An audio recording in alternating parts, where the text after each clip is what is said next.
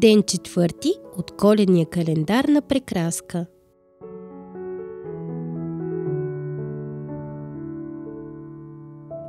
Време е да украсим коледните си елхи и домовете. Разбира се, има и нетърпеливци, които още от края на октомври започват да организират коледната украса. Разбираме, на коледния дух не може да се устои. А за тези, които все още не са декорирали, предлагаме една песен за елхичката, която да слушате докато украсявате. В тази песен се разказва за елхичката, която расла далече в гората. В миналото е било така. Истински елхи са красели домовете. Но сега, грижейки се за природата, не е задължително да го правим. Можем да украсим истинско дръвче в двора или пред блока, без да го режем. Това е текста на песента, а вие пейте заедно с нас. Здравейте! За тези, които не ме познават, съм Цвети. За тези, които ме познават, също съм Цвети. А това там е Прекраска. Да, тя е. Аз се познавам от толкова маничка. Добре де, от толкова маничка.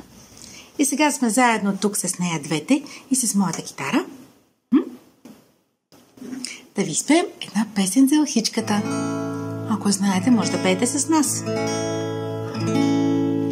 Гората стара северна елхичка се роди, зелена и наперена през зимата дори. Зелена и наперена през зимата дори. Приспиваше я бурята елхичкена нина, снегът юрганче пухкаво я топлеше в съня. Снегът юрганче пухкаво я топлеше в съня.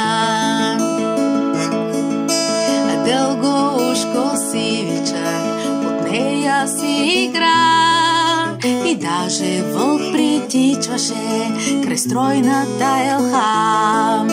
И даже вълк притичваше край стройната елха. А тя бе толкова скичеста, че точно не я взе. Брадат старик с женичката в града да занесе. Брадат старик с женичката в града да занесе. И ето я накичена сред стаята стои, и радват се дечицата на празника свети.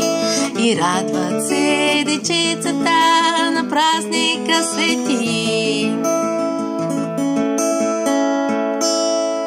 Звездица от небето ни на нея точно спря, изтопли се сърцето ми, когато засия.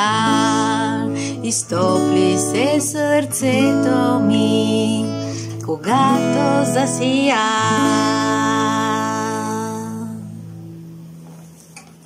А това е моята елхичка. Вие украсихте ли си елхите? Скоро ще видите елхата на Прекраска.